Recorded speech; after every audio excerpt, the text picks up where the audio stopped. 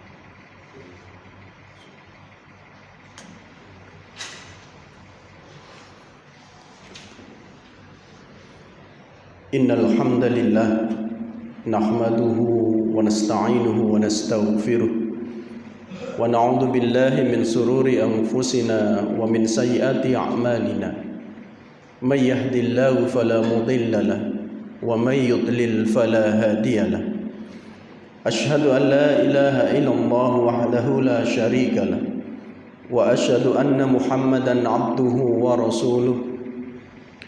Allahumma salli wa sallim wa barik ala nabiyyina Muhammadin wa ala alihi wa sahbihi wa man tabi'ahum bi ihsanin ila yaumiddin. Ya ayyuhalladzina amanu taqullaha wa qulu qawlan sadida yuslih lakum a'malakum wa yaghfir lakum dhunubakum wa may yuti'illaha wa rasulahu faqad faza fawzan 'azima. Ma'asyiral muslimin, marilah kita senantiasa bersyukur atas nikmat yang diberikan Allah.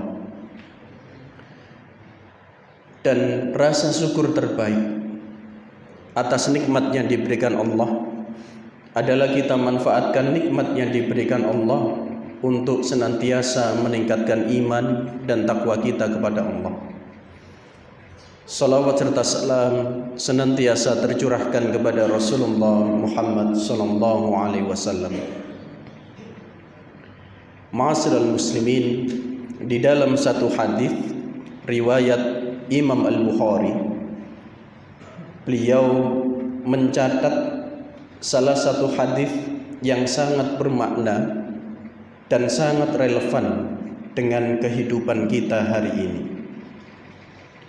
Haddatsana al-A'mash qala haddatsani Sya'bi annahu sami'a Nu'man bin Bashir radhiyallahu anhuma yaqul qala Nabiy sallallahu alaihi wasallam mathalul mudhini fi hududillahi wal waqi'i fiha mathalu qaumin istashamu safinatan fasara ba'duhum fi asfaliha وصار بعضهم في أعلاها فكان الذي في أسفلها يمرون بالماء على الذين في أعلاها فتأذنوا به فأخذ فأسا فجعل ينكر أسفل سفينة فأتوه فقالوا ما لك قال تأذيتم بي ولا بتالي من الماء فإن أخذوا على يديه أنجوه ونجوه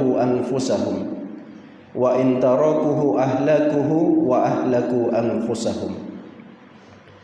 Hadis ini menjelaskan kepada kita analogi yang sangat berharga. Telah menceritakan kepada kami Al-A'mash berkata, telah menceritakan kepada kami Asy-Sya'bi bahwa dia mendengar An-Nu'man bin Bashir radhiyallahu anhu berkata, Nabi sallallahu alaihi wasallam telah bersabda, perumpamaan orang yang menerjang hukum Allah dan orang yang berada padanya seperti sekelompok orang yang berlayar dengan sebuah kapal. Lalu sebagian dari mereka ada yang mendapat tempat di bagian bawah dan sebagian lagi di atas perahu. Lalu orang yang berada di bawah perahu, bila mereka mencari air untuk minum, mereka harus melewati orang-orang yang berada di atas, sehingga mengganggu orang-orang yang di atas. Lalu salah seorang yang di bawah mengambil kapak untuk membuat lubang di bawah kapal. Maka orang-orang yang di atas mendatanginya dan berkata, apa yang sedang kamu lakukan? Orang yang di bawah berkata, kalian telah terganggu karena aku, sedangkan aku memerlukan air. Maka bila orang yang berada di atas mencegah dengan tangan mereka, maka mereka telah menyelamatkan orang tersebut dan menyelamatkan diri mereka sendiri. Namun apabila mereka membiarkan saja, apa yang terjadi berarti dia telah membinasakan orang itu dan membinasakan diri mereka sendiri.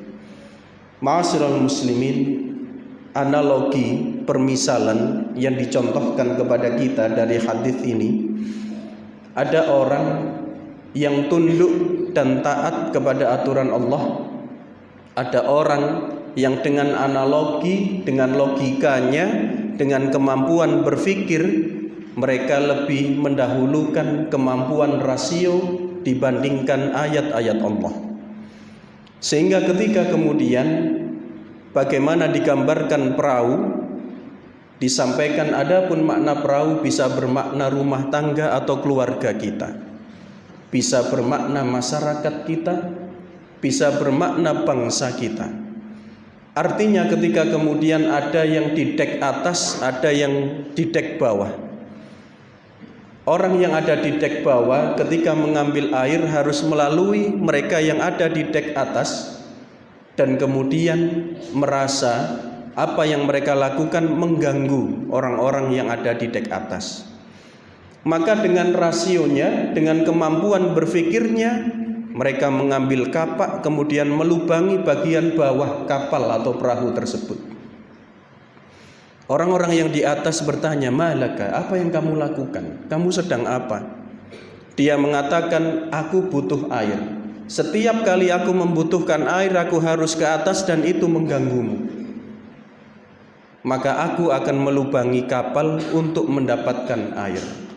Analoginya, rasionya mengatakan lebih mudah dengan melubangi kapal agar dia mendapatkan air. Lebih mudah bagi dia tanpa harus melalui orang-orang yang ada di atas untuk mendapatkan air. Namun hal tersebut justru ketika kita mengetahuinya, kita membiarkannya, maka kita membunuh diri kita dan membunuh semua orang yang ada di kapal. Jika kita mencegahnya, maka sejatinya kita menyelamatkan orang-orang yang ada di kapal dan juga menyelamatkan diri kita. Ini adalah analogi yang mengingatkan kita tentang tanggung jawab sosial kita di masyarakat. Dan hari ini ma'asyiral muslimin, banyak manusia yang lebih percaya dengan rasionya, perhitungan akalnya dibandingkan aturan Allah dan Rasulnya. Di antaranya beberapa catatan terkait dengan al-fardaniyatul mufridah, terkait dengan sikap individualis yang berlebihan, atau disebut juga dengan individualis ekstrim.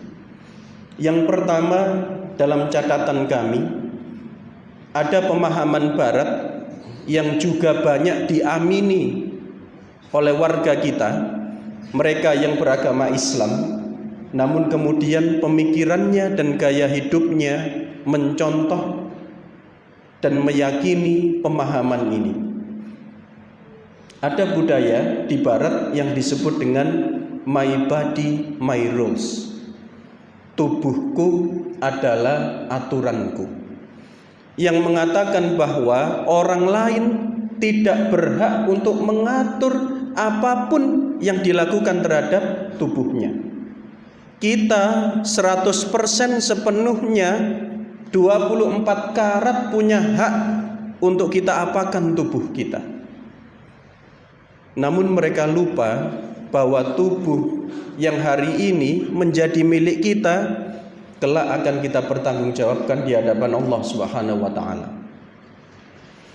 Ma'asyiral muslimin, ketika kita belajar biologi, kita ditanya tentang panca indera, kita tahu fungsinya.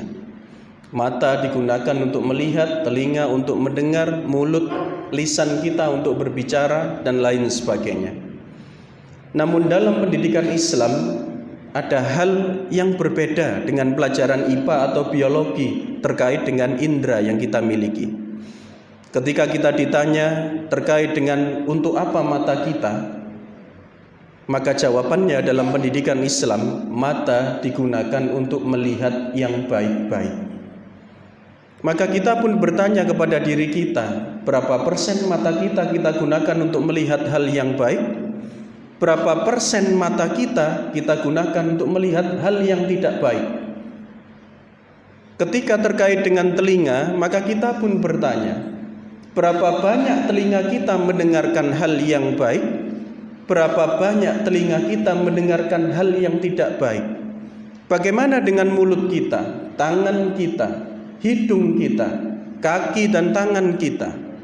Maka semuanya kita pertanggungjawabkan di hadapan Allah Subhanahu wa ta'ala. Maka ketika kemudian ada seseorang yang mengatakan my body, my choice, dalam konteks kesehatan reproduksi atau kebebasan memilih, mereka justru terjebak menjadi hamba syahwatnya. Ada yang mengatakan bahwa hubungan sesama jenis adalah hak saya, hak tubuh saya. Saya berorientasi menyukai sesama jenis, beda jenis, atau mencintai dua-duanya adalah sepenuhnya hak saya. Orang tua pun tidak memiliki hak untuk mengaturnya. Seorang istri bebas melakukan apapun terkait tubuhnya, mau ditato atau melakukan apapun walaupun suaminya tidak mengizinkan. Alasannya apa? Tubuh saya adalah pilihan saya. Ma'asyiral muslimin, ini adalah pemikiran yang hari ini banyak orang mengikutinya. Bagaimana kemudian ketika hal ini justru berdampak menimbulkan konflik sosial, kehilangan tanggung jawab sosial, muncul krisis makna dan melemahkan solidaritas sosial di antara kita. Ada juga dalam catatan kami ada fenomena child free ideologis. Ideologi keyakinan yang mereka siap untuk menikah namun punya komitmen awal tidak mau memiliki anak. Mereka menganggap memiliki anak menyusahkan, mereka menganggap memiliki anak bisa menghambat karir, memiliki anak tidak mampu mencukupi, sehingga kemudian sebelum menikah membuat kesepakatan pra pernikahan, suami dan istri sepakat mau menikah tapi tidak mau memiliki keturunan. Hal ini tentunya bertentangan dengan salah satu bagian tujuan pernikahan di dalam Islam. Bagaimana keturunan menjadikan jumlah umat Islam semakin banyak. Dan Rasulullah SAW bangga dan bahagia ketika melihat umatnya dalam keadaan jumlahnya banyak. Oleh karena itu tujuan memiliki keturunan diantaranya adalah memperbanyak jumlah umat Islam, ma'asyiral muslimin.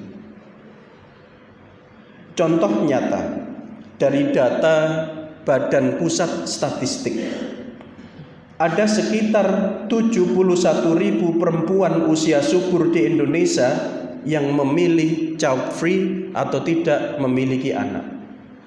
Bayangkan 71.000 wanita yang sudah menikah tetapi lebih memilih tidak memiliki anak. Bahkan disampaikan BKKBN diantaranya menyatakan ada pengaruh trauma, ada latar belakang KDRT sehingga kemudian memutuskan untuk child free.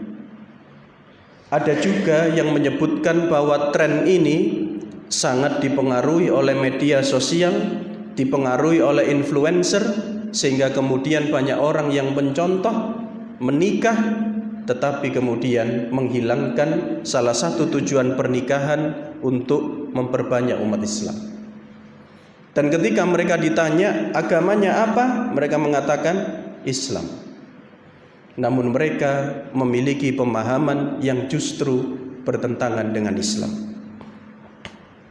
Ma'asyiral muslimin, dampaknya jika semakin besar bisa menimbulkan krisis demografi, berkurangnya jumlah penduduk, ketahanan keluarga, struktur penduduk dari sebuah bangsa akan melemah, serta akan terjadi disintegrasi sosial karena komitmen terhadap keluarga menurun.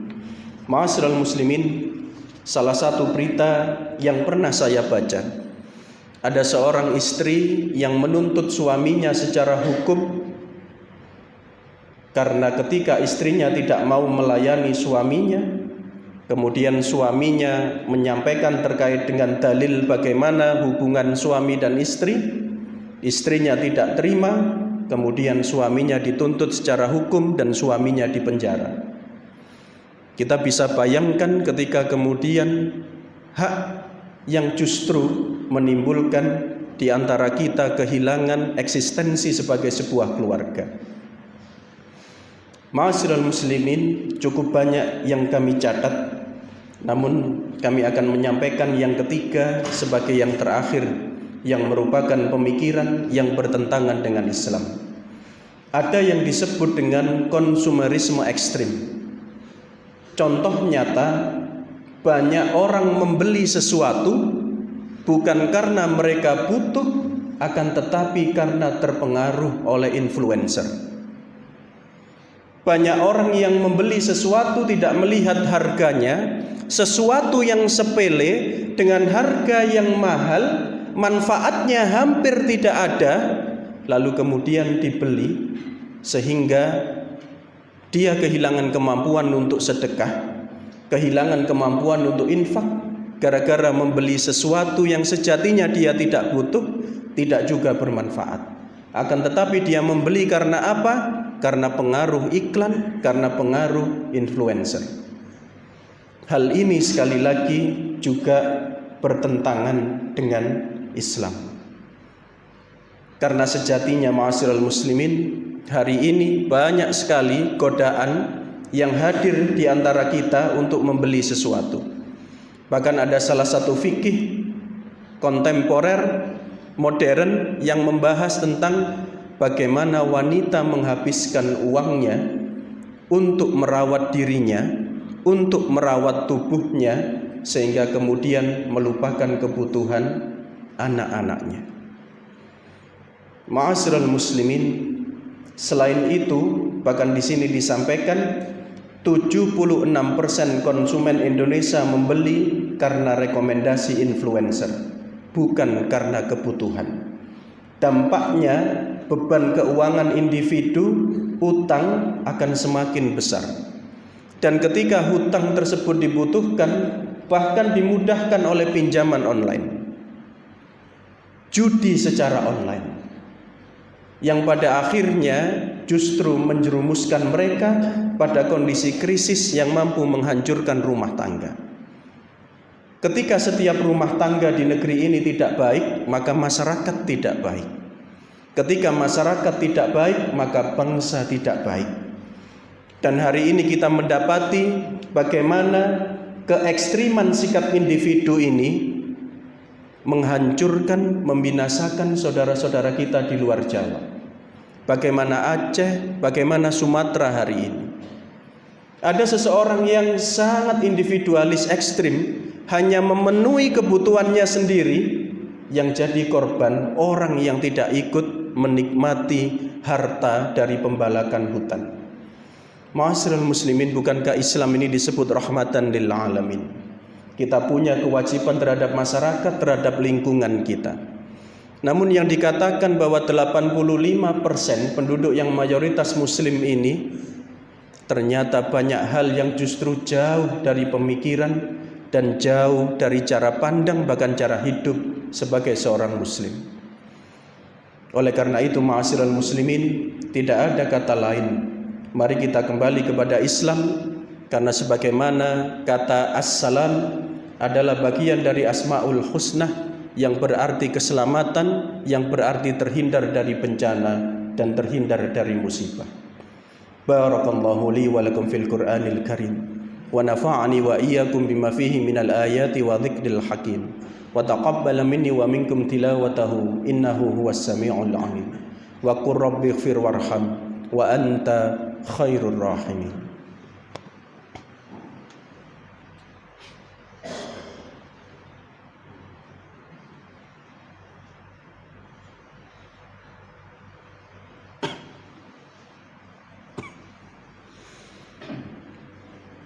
Alhamdulillah.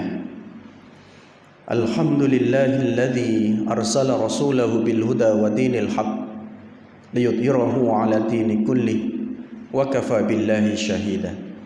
Asyhadu an la ilaha illallah wahdahu la syarika lah wa asyhadu anna Muhammadan 'abduhu wa rasuluh. Allahumma shalli wa sallim wa barik 'ala nabiyyina Muhammadin wa ala alihi wa sahbihi wa man tabi'ahum bi ihsanin ila yaumiddin. Ya ayyuhalladzina amanu ittaqullaha haqqa tuqatih wa la tamutunna illa wa antum muslimun. Ma'asyiral muslimin, mari kita berdoa, bermohon kepada Allah, bermohon agar dosa dan kesalahan kita diampuni oleh Allah. Doa dan harapan kita dikabulkan oleh Allah Subhanahu wa taala.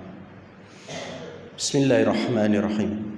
Allahumma salli wa sallim wa barik ala nabiyyina Muhammadin walhamdulillahi rabbil alamin.